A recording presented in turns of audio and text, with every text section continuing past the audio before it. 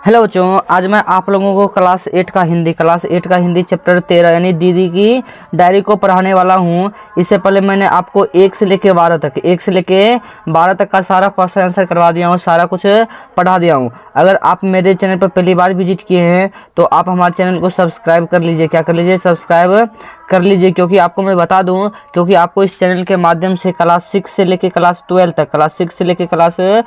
तक हर एक सब्जेक्ट की तैयारी कराया जाएगा, समझे ना। सबका PDF, subjective objective question answer सारा मिलेगा आपको। तो आइए स्टार्ट करते हैं इस चैप्टर को। देखिए, कहता नए गद्य के रूप में डायरी से परिचित कराता है। यह पाठ डायरी लेखन के साथ अप्रत्यक्ष रूप से मानवीय सरोकारों और जीवन के विविध अनुभवों को साक्षात्कार कराता है। आइए अब चैप्टर को स्टार्ट करते हैं, समझे। कहता है कि गुलाब के फूल सी नन्ही है संजू, मतलब छोटी सी लड़की है कौन? संजू, गुलाब की फूल की तरह, समझे ना। कहता कि है तो अभी छोटी पर बड़ी सयानी, मतलब कि संजू बहुत छोटी है लेकिन सयानी बहुत है, मतलब दिमाग उसके पास बहुत है, वो चंचल बहुत है, समझे। कहता कि कक्षा 8 में पढ़ती है। कौन सी क्लास में पढ़ती है? संजू 8 में पढ़ती है, कक्षा 8वीं में पढ़ती है, समझे ना। आगे कहता स्वभाव से हंसमुख है। स्वभाव से कैसी है संजू? हंसमुख है। कहती है खूब हंसती है और हंसाती है, खूब हंसती और हंसाती है। चुटकुले सुनाए तो ऐसे वो हंसी के फव्वारे छूटने लग जाते हैं, मतलब कि जैसे ही चुटकुला सुना वैसे इसके मुंह से हंसी के फव्वारे छूटने लगते थे, समझे ना। अब देखिए आगे क्या कहते हैं।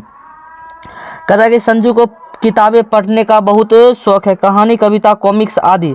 यह शौक उसे माँ को देखा देखी लगा है, मतलब कि संजू की माँ भी थी, वो भी किताब बहुत पढ़ती थी, तो संजू की भी शौक लगा किताब को पढ़ने में, कहानी को पढ़ने में, कविता को पढ़ने में और कॉमिक्स को पढ़ने में बहुत शौक लगे, समझे। संजू चाहे कक्षा में अच्छे नंबर लाए या ना लाए, जन्मदिन मनाए उसे उपहार मिलता है, मतलब कि कक्षा में वो अच्छी नंबर लाए या ना लाए, जन्मदिन मनाए तो उसे उपहार मिलता है। पुस्तक का फलता उसके घर में छोटा सा पुस्तकालय बन गया, उसके हर एक जन्मदिन पर पुस्तक मिलता था, समझे ना। और उसके घर में पुस्तकालय भी बन चुका था। क्या बन चुका था? पुस्तकालय, क्योंकि जन्मदिन पर तो बहुत सारे लोग देते हैं गिफ्ट, और किताब कॉपी मिलेगा तो हो ही जाती है। उसे चटपटी पुस्तक की तलाश रहती थी, चटपटी जिसमें हंसी मजाक हो, चुटकुला हो, वो सब पुस्तक की तलाश रहती थी। किसे? संजू को। कहता कि अभी पिछले दिन संजू ने गांधी साहित्य पढ़ा। कौन सा पढ़ा? गांधी साहित्य पढ़ा। बापू के सत्य प्रयोग उसे बहुत अच्छा लगा, मतलब बहुत पसंद आए। तो सत्य के प्रयोग के लेखक कौन है? महात्मा गांधी जी हैं, समझे। बापू ने इन प्रयोगों को अपनी डायरी में लिखा था।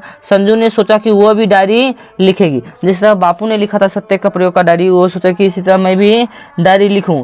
माँ ने भी उसका हौसला बढ़ाया। पिताजी को पता चला तो बहुत प्रसन्न हुए, उन्होंने उसे एक सुंदर डायरी ला दी। जब उसके पिताजी को पता चला तो उसने क्या किया, अपने पिताजी उसके एक सुंदर सी डायरी ला दिया, ताकि इसके बेटी जो संजू है वो लिखे, समझे। अब आइए आगे देखते हैं आगे क्या कहता है। अब संजू मुश्किल में पड़ गई, वो कैसे शुरू करे। तभी उसे याद आया कि उसकी दीदी भी तो डायरी लिखती है, लेकिन संजू को जब डायरी मिला ना, संजू कंफ्यूज हो गई कि डायरी कैसे लिखूं। फिर उसे याद आए कि मेरी दीदी भी तो डायरी लिखती है, चलो उससे पूछते हैं।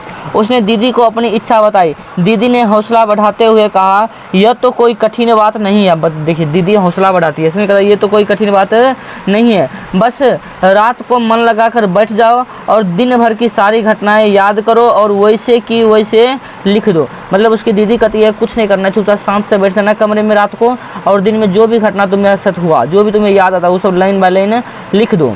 बस इसे प्रतिदिन लिखते रहना जरूरी है, बस इसे प्रतिदिन लिखते जरूरी है। ऐसा ना कि आज लिखे 4 दिन छोड़ दिए उसके बाद 5वां दिन लिखे, ऐसा नहीं होना चाहिए, समझे। और कहता कि बस हट करते हुए कहा, दीदी अपनी डायरी दिखा दो ना। अब ये संजू कहती कि दीदी तुम अपनी डायरी दिखा दो कि आपकी डायरी कैसी है, समझे ना। अब देखिए, अब डायरी तो पर्सनल चीज़ उसमें लिखा जाता है, समझे ना। बस थोड़ा सा पढ़कर लौटा दूंगी। दीदी पहले तो हिचकिचाई, फिर बात मान ली। संजू ने दीदी की डायरी ली और जो पृष्ठ पड़े हुए नीचे दिए जा रहे हैं, मतलब कि संजू अपनी दीदी की डायरी पढ़ी और उसमें क्या क्या घटना घटी है वो सब इसमें लिखा गया है और वो सब नीचे दिया है। अभी मैं आपको पढ़कर सुनाता हूँ। देखिए सबसे पहले 1 जनवरी 1997 ईस्वी को लिखती है संजू की दीदी, कॉलेज में कक्षा के सामने ठक ठक होती रही। कारीगर पत्थर तराश रहे थे। एक छोटी सी छेनी से हुए पत्थर में फूल पत्तियां उकेर रहे थे। ये तो हो गया 1 जनवरी। उसने दिन में क्या देखा उसको अपने डायरी में मेंटेन की। कौन? संजू की दीदी। अब वैसे ही कौन मेंटेन करेगी? संजू भी करेगी। लेकिन अब 2 जनवरी 1997 को देख लेते क्या हुआ उसकी दीदी के साथ।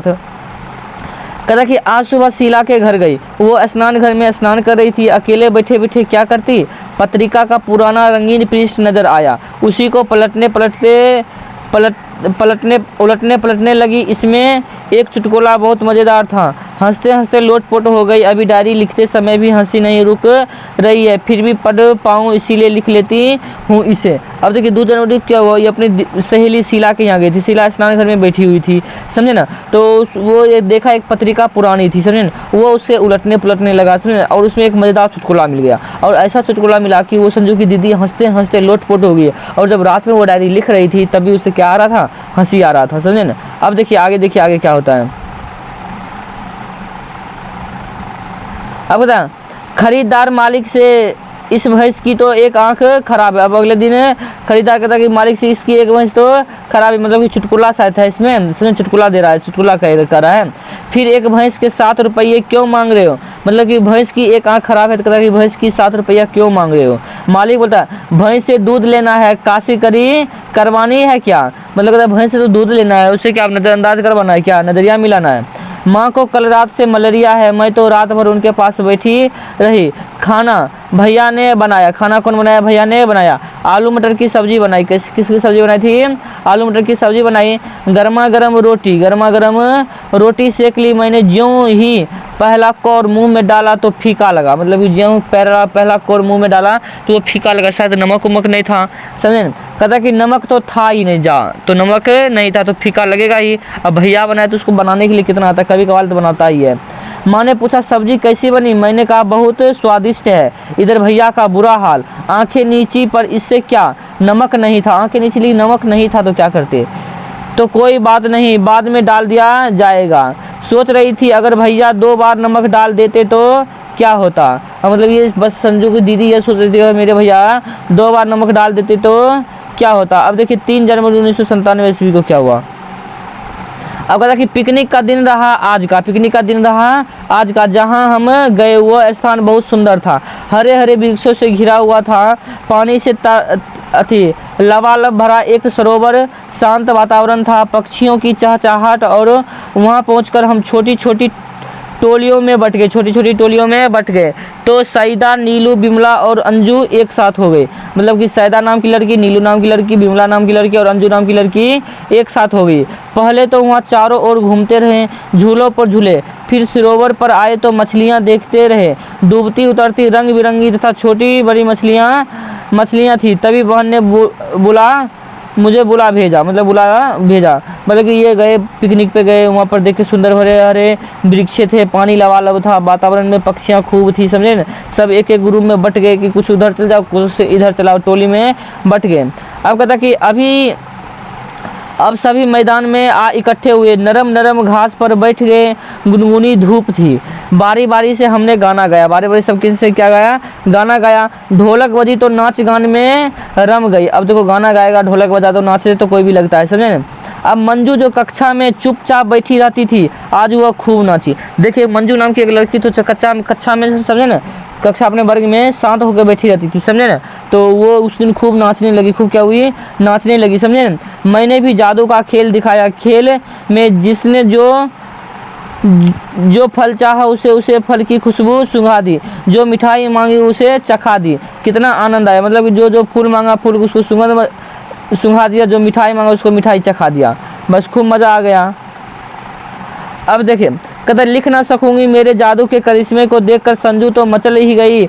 बोली 1-2 जादू तो मुझे भी सिखा दो दीदी, मैं भी विज्ञान के ऐसे दूसरे खेल सीखूंगी। मना करता हूँ पिकनिक के दिन बार बार आए। मतलब कैसा करता कि पिकनिक के दिन बार बार आए और उससे हमें बहुत मज़ा आता है, बहुत आनंद आता है। अब 4 जनवरी को देखिए, कहता कि आज रविवार था। मतलब 4 जनवरी को क्या था? रविवार था, समझे न। कहता कहीं आने जाने की इच्छा तो थी नहीं। माँ ने चाट बनाई थी, जमकर नाश्ता किया, चाय की चुस्कियाँ ली और फिर सुबह ही बैठ गई। सोचा वह पुस्तक ही पढ़ लूँ जो कल पुस्तकालय से लाई थी। नाम तो बड़ा अजीब था, तोतो चान। पुस्तक का नाम क्या था? तोतो चान। एक जापानी लड़की की कहानी थी। तोतो चान में किस लड़की की कहानी थी? जापानी लड़की की कहानी है। बड़ी मज़ेदार है। जिस स्कूल में वह पढ़ती थी वह रेल के 6 डिब्बों में चलता था। ये देखिए, तोतो चानी नाम की जो जापानी लड़की थी वो जिस स्कूल में पढ़ती थी वो एक रेल का 6 डिब्बों का एक रेल था, समझे न? जो जहाँ चाहे बैठे, जो जहाँ जाए पढ़े, समझे न? शिक्षा का कोई डर नहीं, पूरी आज़ादी। तोतो चान एक मनमौजी लड़की है जिसे अपनी शरारत के कारण कई स्कूल बदलने पड़े। देखिए, तोतो चान नाम से ही लगता है बहुत शरारत लड़की है, बहुत शरारत लड़की थी, इसको कई स्कूल बदलना पड़ा। कई स्कूल क्या हुआ? बदलना पड़ गया, समझे न? अब देखिए आगे क्या कहता है। कहता कि वह यहाँ रेल के डिब्बे वाले स्कूल में जम गई, उसका जीवन बदल गया। मुझे यह पुस्तक बहुत अच्छी लगी। सोचती हूँ कि क्या हमें भी पढ़ने के लिए ऐसी आज़ादी मिल सकती, जैसे तोतो चान को पढ़ने के लिए आज़ादी मिली थी, क्या वैसे सबको मिल सकती है पढ़ने के लिए? अब आइए, एक पेज और बचा है, इसको भी काहे छोड़ेंगे, छोड़ना तो किसी को नहीं है। अब आइए 5 जनवरी 1997 को देखते हैं। कहता कि आज का पूरा दिन उदासी में बीता। 5 जनवरी को पूरा दिन क्या बीता? उदासी में बीता। माँ ने मुझे बार बार टोका, उदासीनता का कारण जानना चाहा, मैं कुछ ना बोल पाई। क्या बताऊँ कि मेरी सहेली नीलू है ना, कल से पढ़ने नहीं जाएगी। 1 महीने में यह गांव भी छूट जाएगा उससे।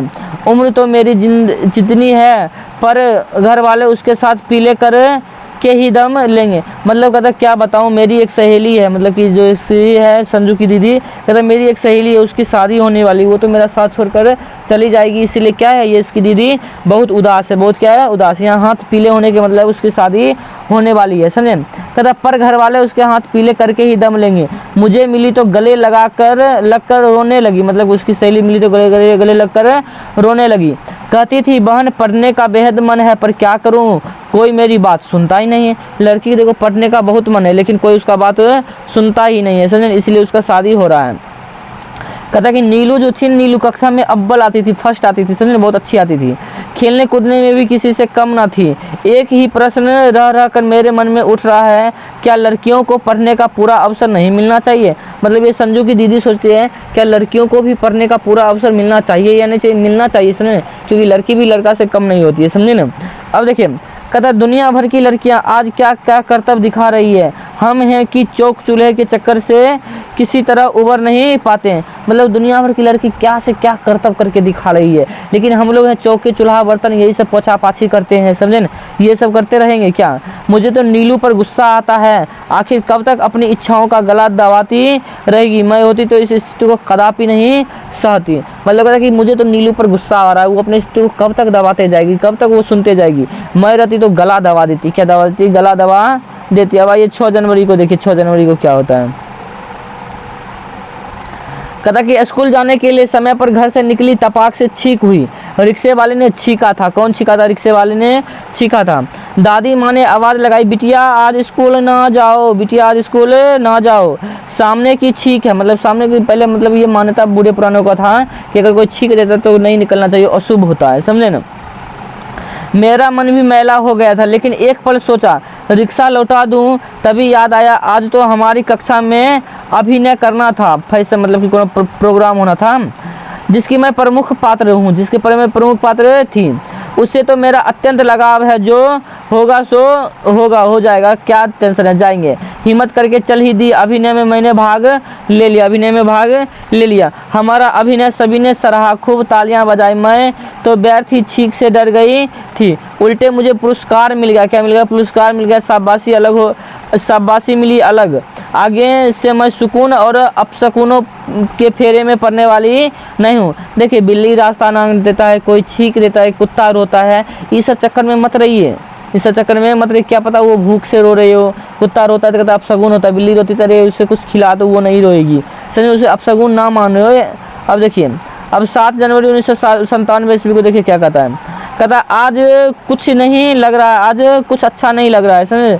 संजू की दीदी को आज कुछ अच्छा नहीं लग रहा है। ना पढ़ाई में मज़ा आया, ना खेल में, कोई डांट टपट भी नहीं हुई। कभी कभी सोचती हूँ कि जो लोग लड़कियों लड़कियों को ही क्यों डांटे, मतलब कुछ लोग होते हैं जो लड़कियों को डांटते रहते, लेकिन डांटना नहीं चाहिए। आपका यह चैप्टर यहाँ खत्म हो, इसके लेखक संकलित हैं, समझे ना। इसका आएंगे क्वेश्चन आंसर करवाएंगे पार्ट 2 में। क्वेश्चन आंसर क्या करवाएंगे बाबू रे, पार्ट 2 में करवाएंगे। तो आप लोग हमारे साथ बने रहिएगा, समझे। हमारे चैनल को सब्सक्राइब जरूर कर लीजिएगा और कमेंट करिएगा, लाइक दबा के करिएगा। वीडियो देखने के लिए धन्यवाद।